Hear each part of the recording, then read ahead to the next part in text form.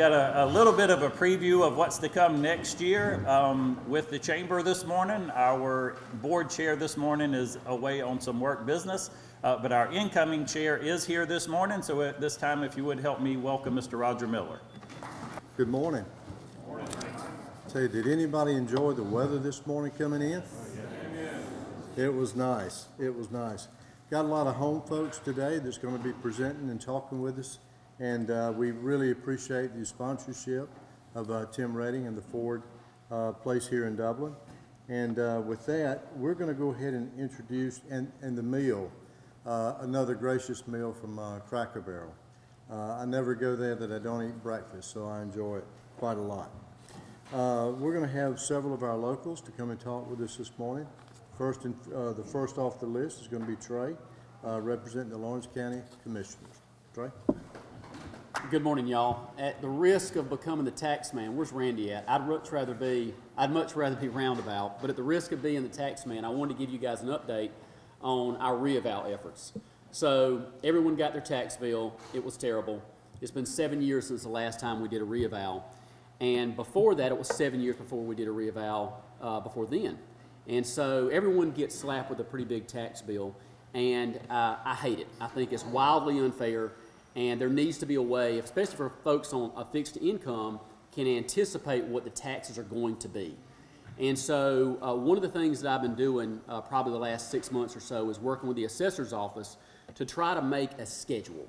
So instead of just waiting until the state says you have to do a reeval, we do it every year or every 2 years or every 3 years so people can anticipate what their tax bill is going to be.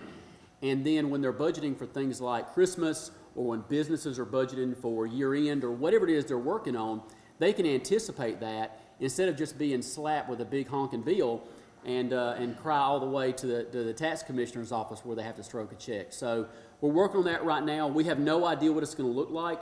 But I've already got the next tax eval coming for commercial and industrial next year, at which point we're going to make a decision on how we can create a cycle, whether it's every year, every 2 years, every 3 years. But moving forward, Lawrence County will not be struck with a 7-year reeval when the state says do or die. And so it's not necessarily great news, but at the same time, it's something you can anticipate, and I appreciate it. Thank y'all. And all that. But no, y'all, we do our hats off to the commissioners and the city for all y'all do for us. I'm gonna grab it. Thank you. But y'all do a great job. Proud to be a citizen of this community. Y'all support us greatly. Hillcrest, I love it. It's phenomenal. It's very well worth, the agony while y'all are doing all that stuff. But it's the price of progress, right? Mr. Morris, price of progress. Well, listen, hey, we want to recognize a chamber ambassador this morning, and first of all, I want to thank Heath for bringing the chamber program to us.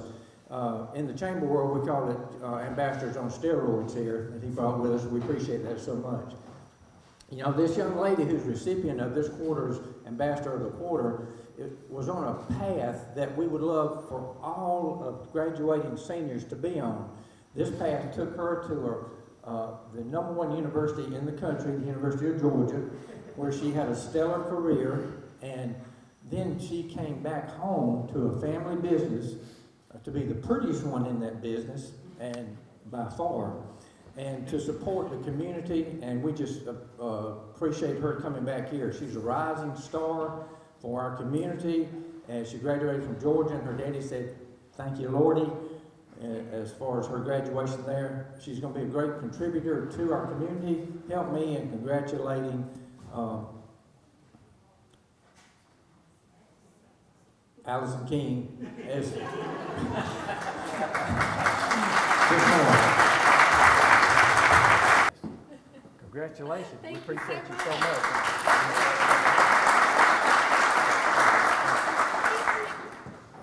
Well, I want to thank everyone, first of all, for coming today. It's really an honor to play just a small part in such a wonderful business community that we have here in Dublin, Lawrence County. And I want to thank Heath and all the city officials and the speaker for being here today. I want to let everybody know that actually today is my youngest son Maverick's 6th birthday.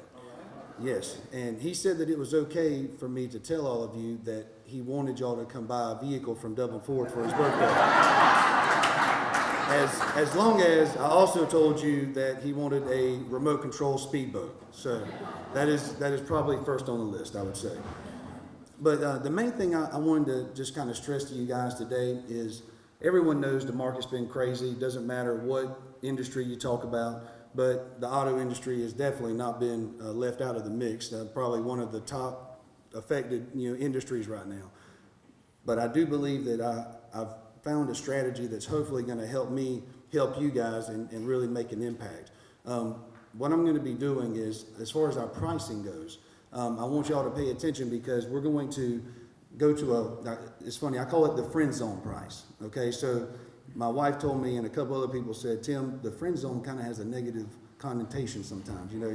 A lady would put a guy in the friend zone, And I said, well, baby, I said, I don't think anybody wants their car salesperson getting past friend zone level, so I think we're safe. But what I'm going to do is, as far as the pricing goes for local community people, folks in our area, previous customers, there's going to be an aggressive price that you guys are going to get from us. And that's going to be new and pre-owned vehicles. Doesn't mean that I won't still sell vehicles out of the market because it's going to happen, but I'm just tired of people sending in internet leads from Alabama or South Carolina or Florida, wherever, Atlanta, out of town, and buying up a vehicle, and then someone that we care about, want to take care of here in our local community showing up, and sorry, we don't have that, and I know we just sold it to some guy in Alabama that I'll never see again. That's not how I want business to be. It kind of got that way because of the market, but I'm done with it. So I promise you, if you see a Dublin Ford somewhere in Alabama, he paid too much. Okay, so you can guarantee it. And I'm not sure legally if I'm breaking any laws, so any attorneys, if I got a problem with, y'all let me know. But I think I'm safe. I think I'm safe. But in all seriousness, if you're working a deal with Dublin Ford Lincoln or Swainsboro Ford Lincoln, if they have a vehicle that you see and you're working with them, if looking at the pricing or the deal that my team's providing you, something just don't seem right, or you don't think it's a fair price or whatever, call me personally. Send me an email, if I'm not there, but get in touch with me before you make a decision to go elsewhere, because I assure you we're taking it very seriously, and I feel confident my team's going to do the same, but always I want you to know I'm available to be there for you if that happens. Because even if Ford doesn't have incentives, I'm going to have them for you guys, my local friends. On the EV future, I did want to talk about that a little bit because everybody's heard about the new infrastructure situation that everybody's getting involved in, and Ford's no different. I was in Vegas at our recent Ford dealer meeting, and Ford's idea of how they're going to get into this game is they're basically going to let the dealers make them overnight, basically over the next few years, become the largest charging network in the country. So Ford dealers, if they want to be able to sell the EVs moving forward, we've got to commit to investing in infrastructure, DC chargers, and that type of thing for our facilities.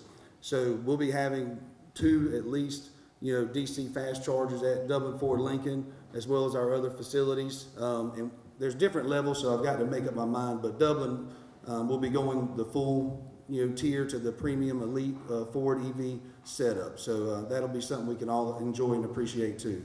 And as far as the vehicles go, they say that they're supposed to ramp up the production. So I'm not a big EV, I don't like to sit there and just try to get everybody to go electric. But I will tell you this, if all Ford's building is electric, I will be very pro-electric, okay? So whenever that happens, you will definitely see me talking about electric. But until then, I'm on the fence, all right?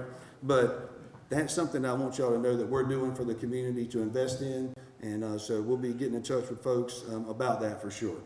And then our service capacity, I wanted y'all to know that we've got I'm probably in one of the better places other than needing more room, as y'all have seen over there, and needing more bays for different lifts. But I have added 2 new lifts and got another master certified Ford technician in the facility. So those are some things that should help vehicles get in and out of there a lot quicker. We're still dealing with parts issues, as everybody knows, but as far as getting the work in and getting it out, we've got the manpower to take care of you.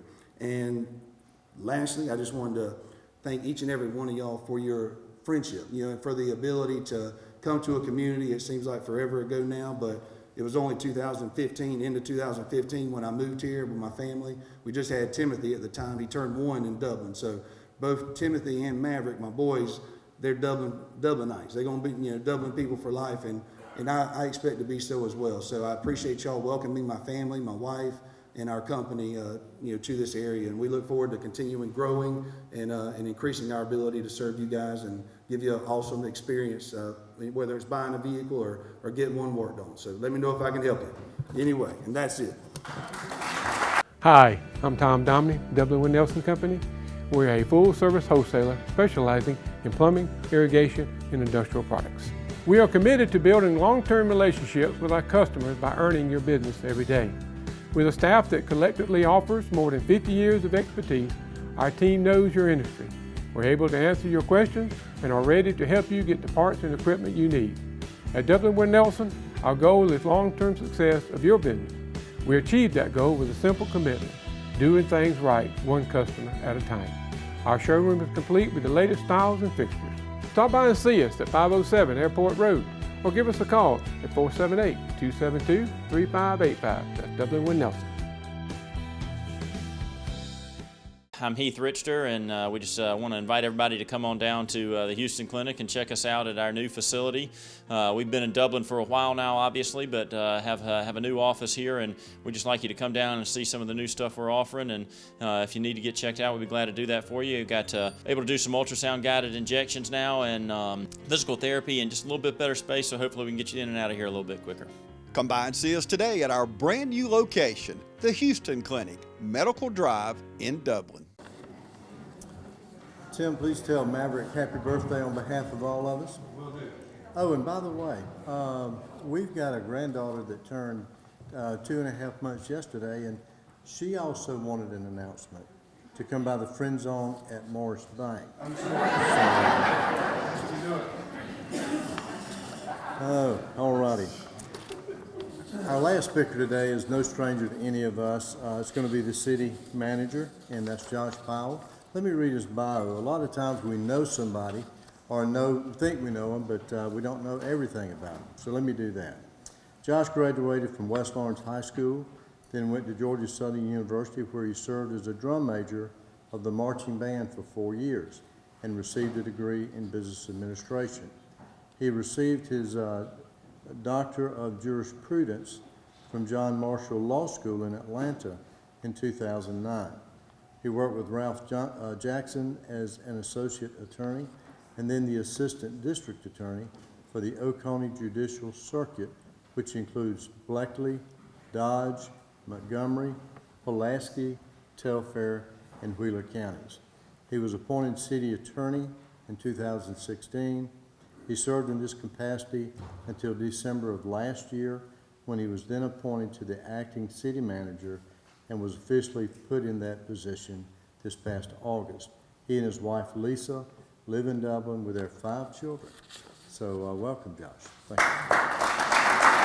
Yeah, just briefly on Hillcrest, while we're talking about it, the last thing to be done, it's not quite completed. As you may have paid attention, the medians are not planted yet. We did award, the mayor and council did award that bid to T-Lake Environmental, and they'll be, in addition to maintaining that right-of-way for us throughout the year, they'll be planting that median very soon. We've already put that in. So hopefully, once the plantings are done, we'll be finished completely with the Hillcrest project. And you may have, if you've been over on Moore Street area, you've seen we've already started the next TIA project over there, which is the what we're calling the Stubbs Park Transportation Project. It's going to be creating some roundabouts in that area and hopefully make traffic flow a lot smoother and get us prepared for when we get ready to do the improvements inside Stubbs Park. But what I thought I'd share with you today is just kind of a general overview of the city. When Heath asked me to speak, my first thought was I have a hard enough time coming up with ideas, things to talk about that I feel like you'll be interested in for 2 minutes, much less being the main speaker. But our local government here in Dublin is set up very much like the federal system.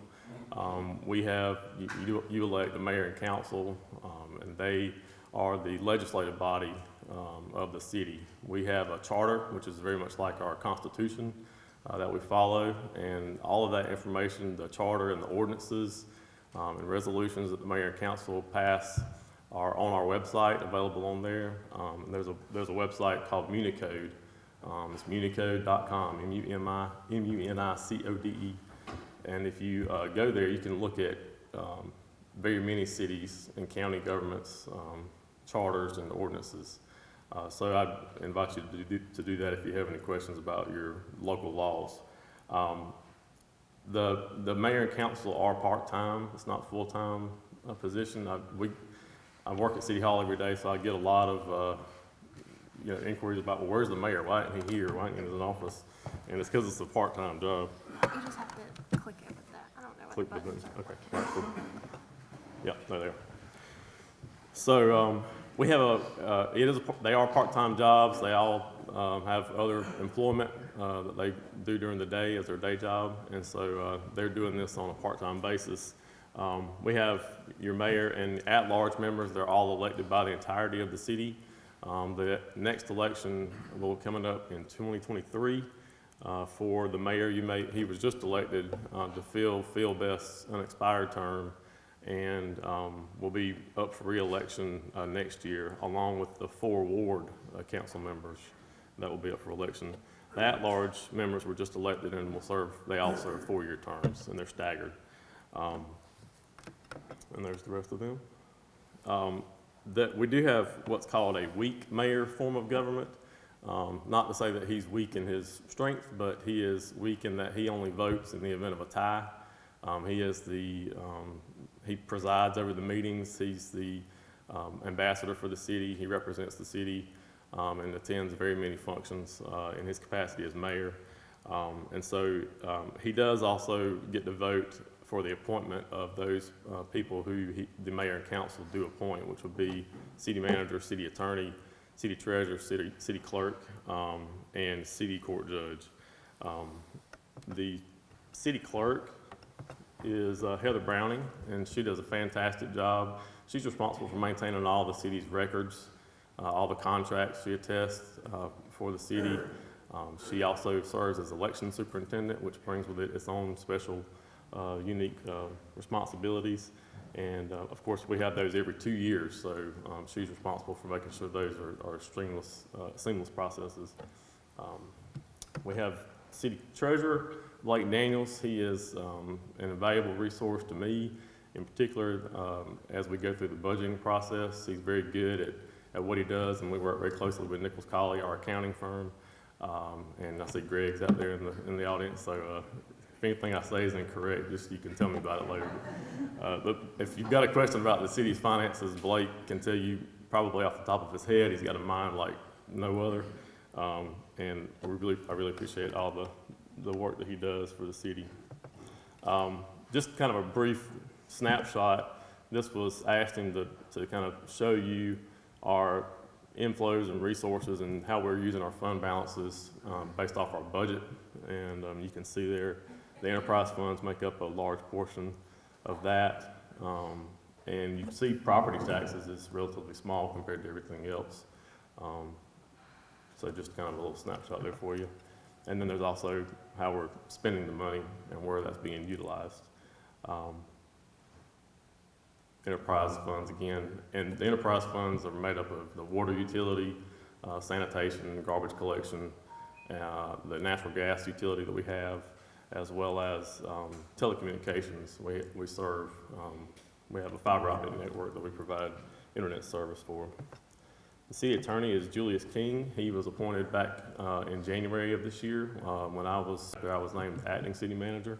When I was city attorney, I was serving full-time in-house, and he has been serving in that capacity, but he's a contract attorney, and so he works in his law practice during the day, and he also provides us legal advice and assistance on that regard when we need it.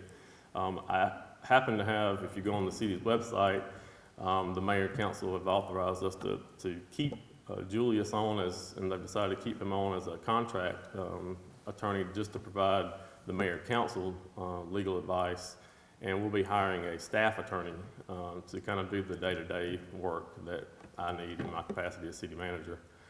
So that position is open now. If you know of anybody that might be interested in serving as staff attorney, please forward that information on. We're hoping to get some money good.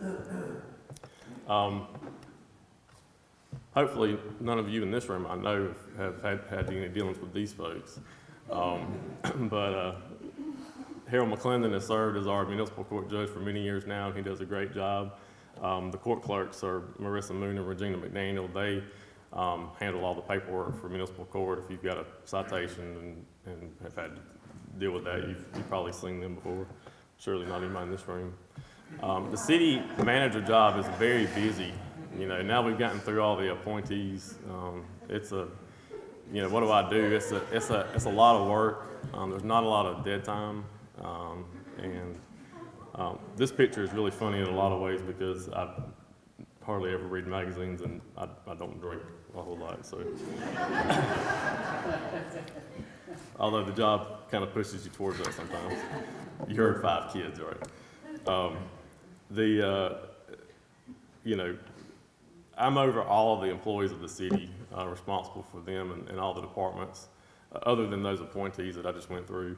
And so I'm just going to go through those briefly. Human Resources Director is Dwayne Greer. We have right around 260 employees, and Dwayne also has a staff, and they handle all of our payroll processes and do employees' insurance benefits and that kind of thing, as well as he provides our risk management services.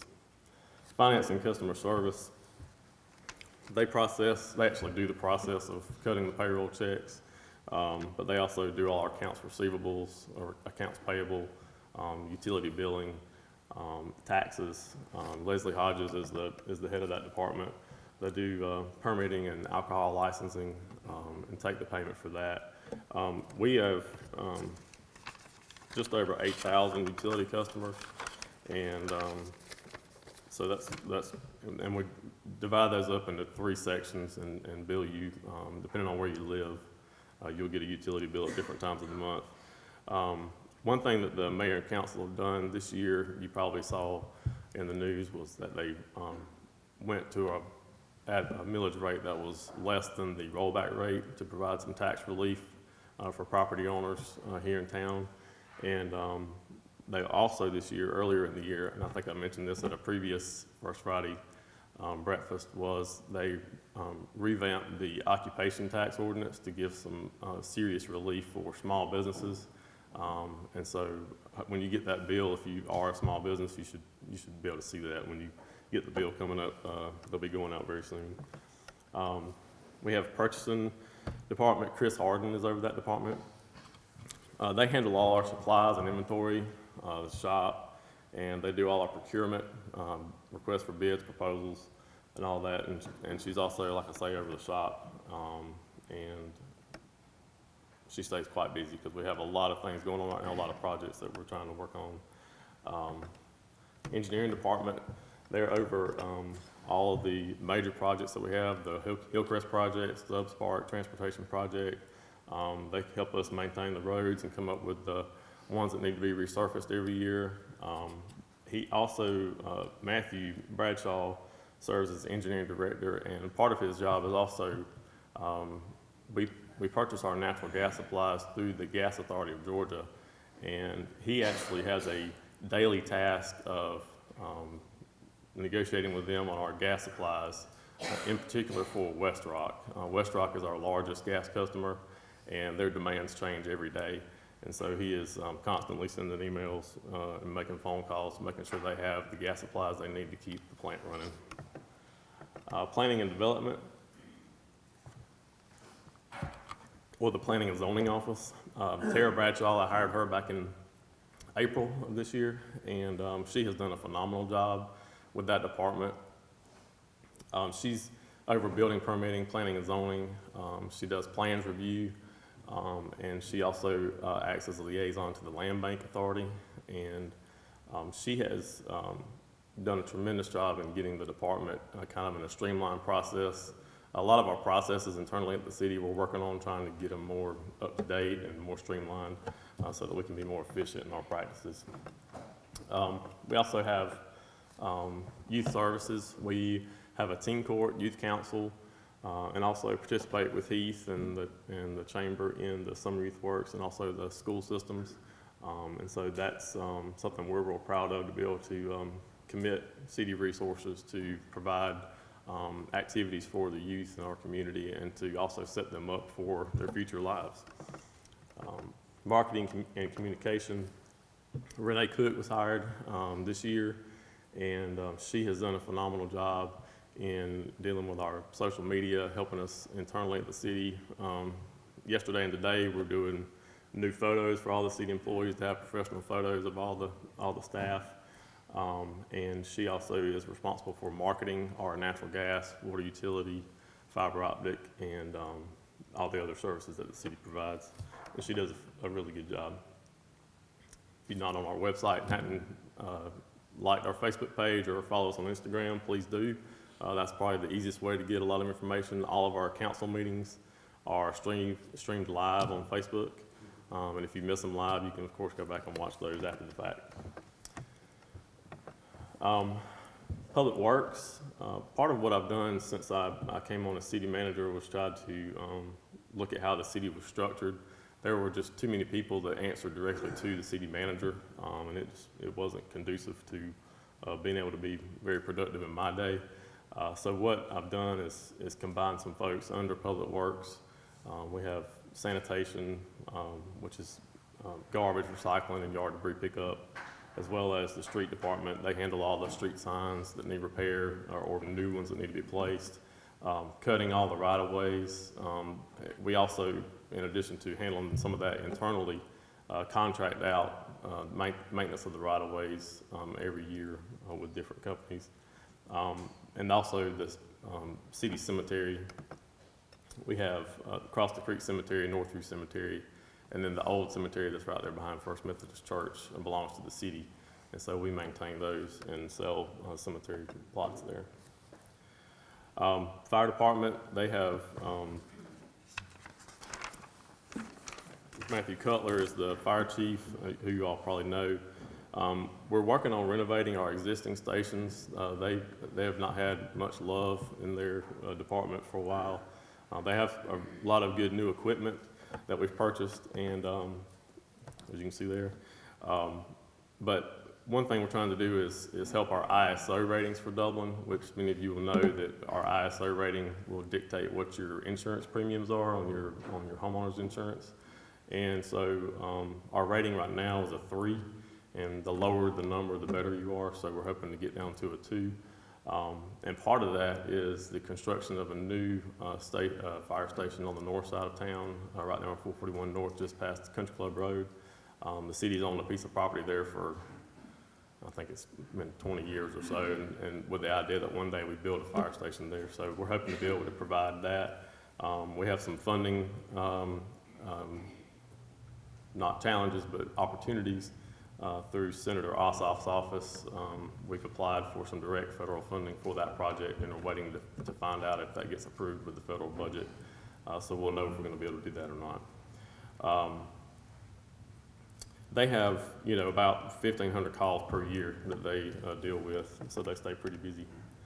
The police department, we currently have 9 vacancies in the police department, and the mayor and council approved a hiring incentive for that. And so we're hoping to be able to fill those positions. You can get up to $10,000 with a signed employment agreement for up to 6 years. The amount of money that you get in the incentive depends on if you're already post-certified or not, and how many years of experience you have. So if you know somebody might be interested in getting involved in law enforcement, the application information can be found on our website, and also you can come to the Human Resources office at City Hall. They have about 2,900 calls for service as of September 1. They have made 1,385 arrests as of August 2022, and they usually track about 1,600 per year. Traffic violations are, they've had 6,992 as of August. We usually track 8,000 to 9,000 per year. And Keith has just recently, he's like me, he had served as interim chief of police from December until just this month when or last month now, when I appointed him as permanent police chief. He's done a phenomenal job with the department. And his philosophy on ticket writing is not to shoot fish in a barrel, no more, we're not looking at this as not a revenue source for the city, and it's not supposed to be. This is just, they are targeting, and this is from his mouth, areas where they have data to back up that there is a traffic problem. We're having accidents here, people are going too fast here, they're not stopping for stop signs here. That's where they're targeting their efforts as far as traffic control.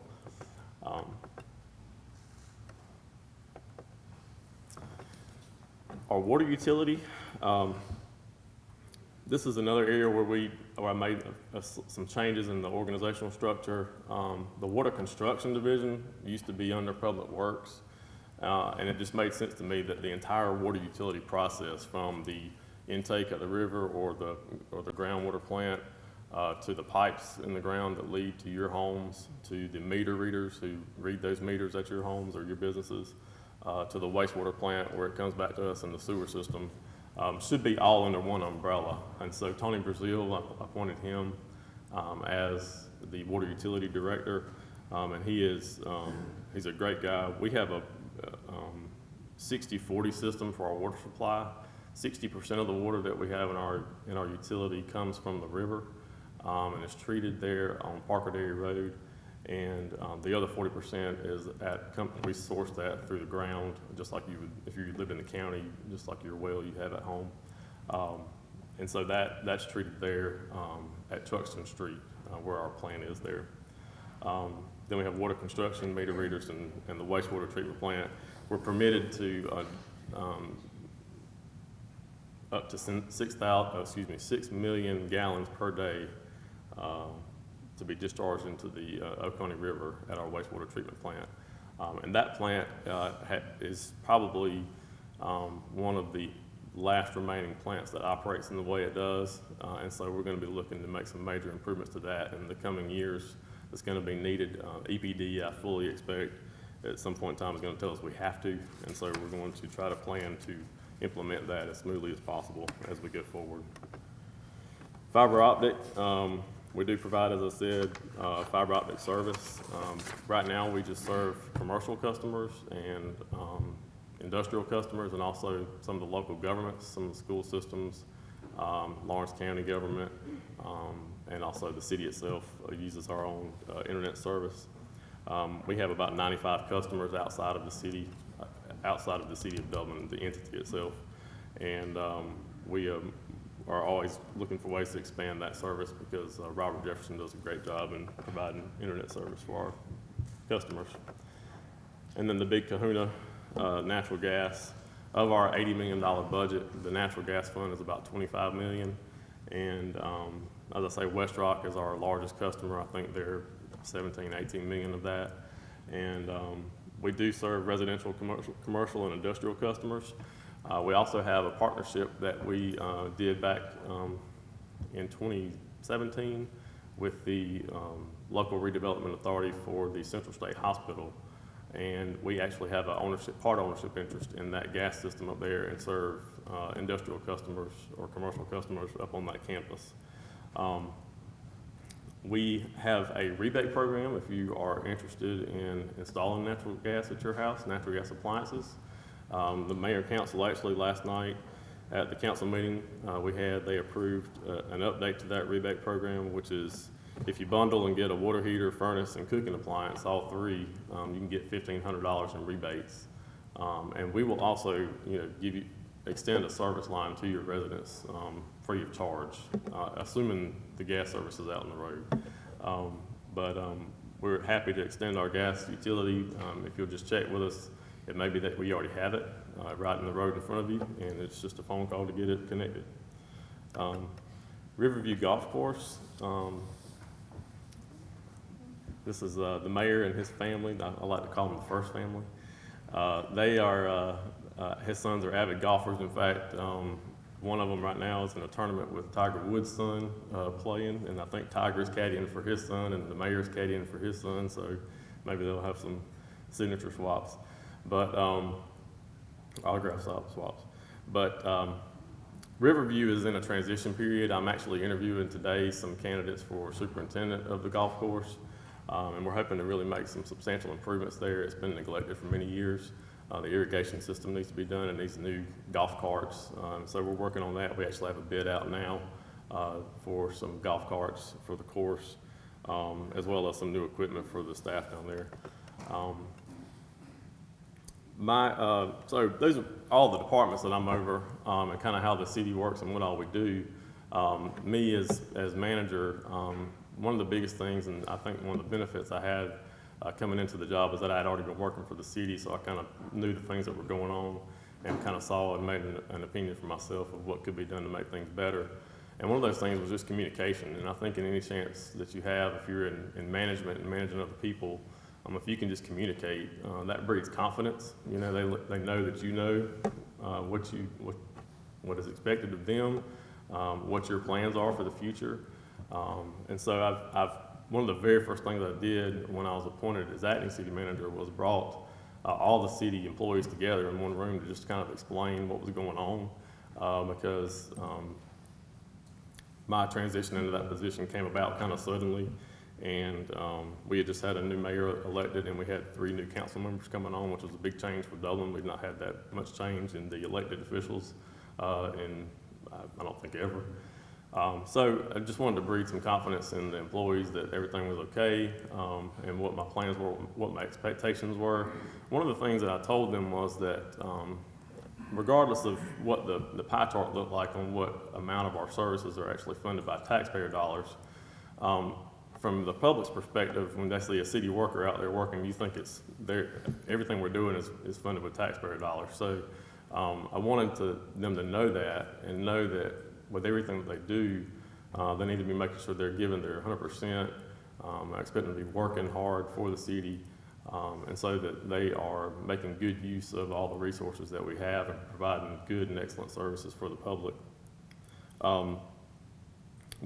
So communication has been a big thing. After each council meeting, I send out a recap, which had never been done before, of the meeting, and send it to every employee so that everybody knows what's going on at the top level with the mayor and council.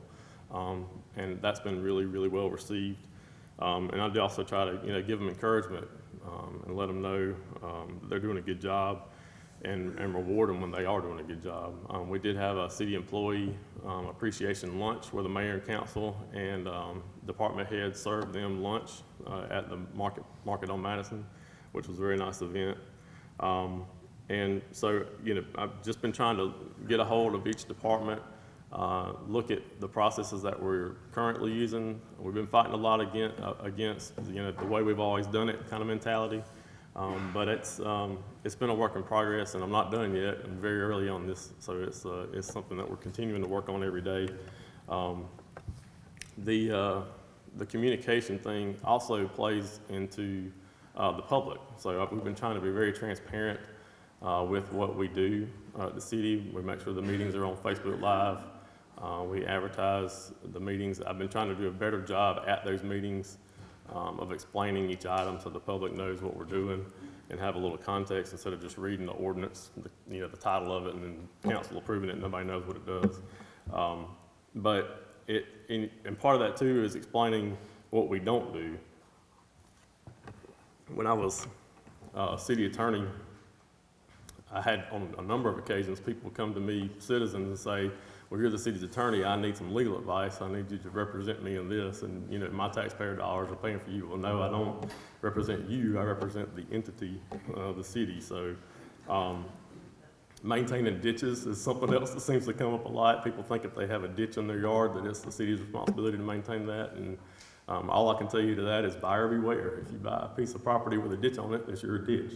So unless we have an easement, But anyway, our communication to the public is one side of the coin, and the mayor and council are very adamant about and proactive about making sure the public knows what they're doing, and that we're very transparent in everything.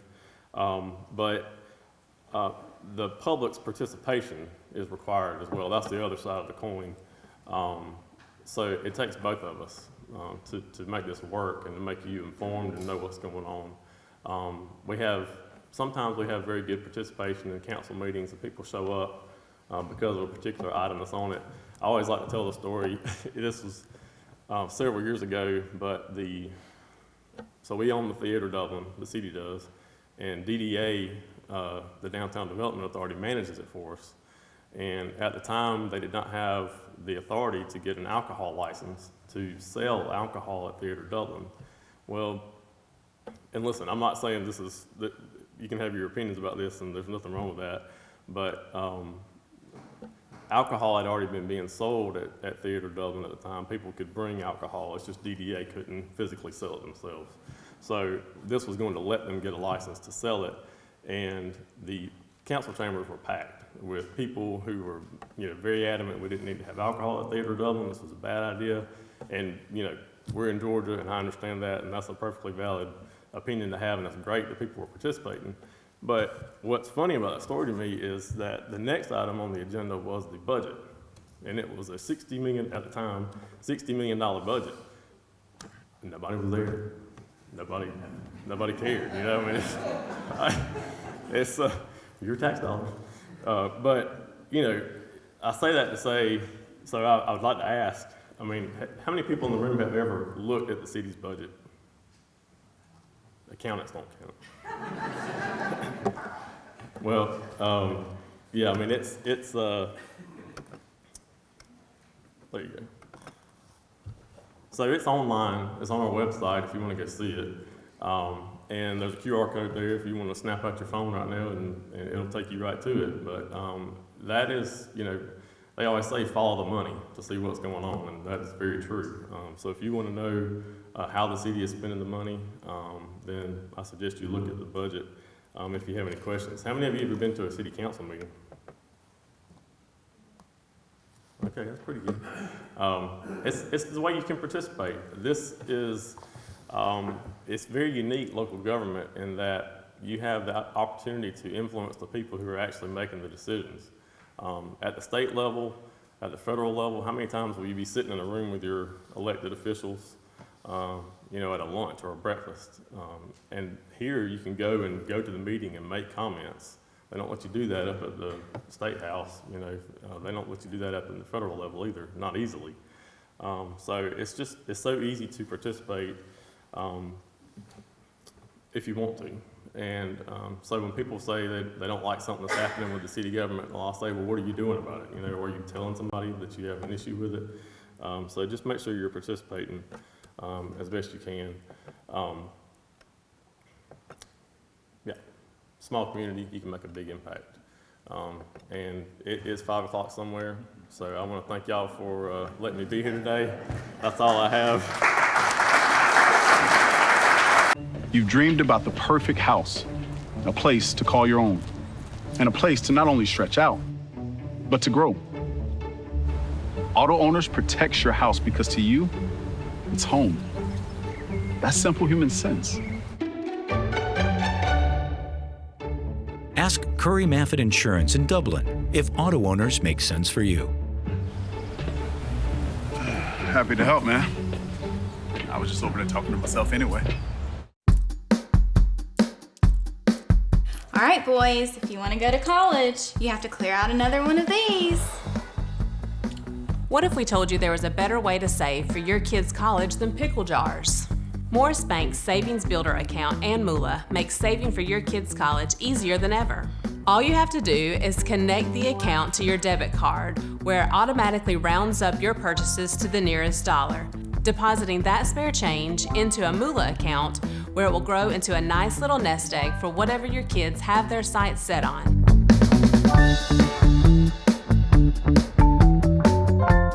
I want to say thank you, Josh, and we look forward to your leadership. I want to say thank you again. Let's give Tim Redding another round of applause. Thank you to Dublin Ford Lincoln today. I do want to remind you, membership appreciation is next Thursday. Right out here on the lawn, Robbins Financial, ServPro, and Nichols Cawley are our title sponsors for that event. Got a lot of great food, a lot of giveaways for that. And then women in business, I think we're around 60 for that. We got room for about 15 more. And it's concerning imposter syndrome. It's about doubting yourself. I talked to Dr. Furman yesterday. She shared with me what that program is going to have in it. And it's just more about building confidence and knowing that you belong where you are, and then how to progress in professionalism. So I think it's going to be a really, really good program. And again, we got about 15 spots left for that. Small business counseling. I hope that you're aware your chamber offers advice for you in your business, and we can help you in any way to grow your business. One of the ideas that came out of small business counseling is a Grow Your Business with Google webinar. So we're offering that at no charge. You do have to sign up. But if you're interested in learning how to grow your business through Google, we have one of their professionals that's going to lead a session on that for you. And then the first time we're mentioning this, I want to make sure you go ahead and put on your calendar, save the date for Friday, January 27th. That will be the 69th annual meeting of the Chamber at the DuBose Porter Center, the last Friday in January. I want to say congratulations again to Allison on our Ambassador of the Quarter. And I want to end with this real quick, and I'm glad I just saw somebody do this. I want everybody to do something for me. And some of you are doing it already. Smile. Just put a smile on your face. So it's funny, I was looking today to see what is today, because every day is National Something Day. Today is National Smile Day. And so I'm that person who I wanted to practice and I wanted to smile, and I noticed when I'm smiling, I feel better. And I thought there's got to be something that happens in your muscles or your brain or something that makes you feel better when you smile, so I looked it up. Actually, the dopamine and serotonin are released when you smile. So sometimes we think when we're happy, it makes us smile. But the opposite is also true. You can smile to make you happy.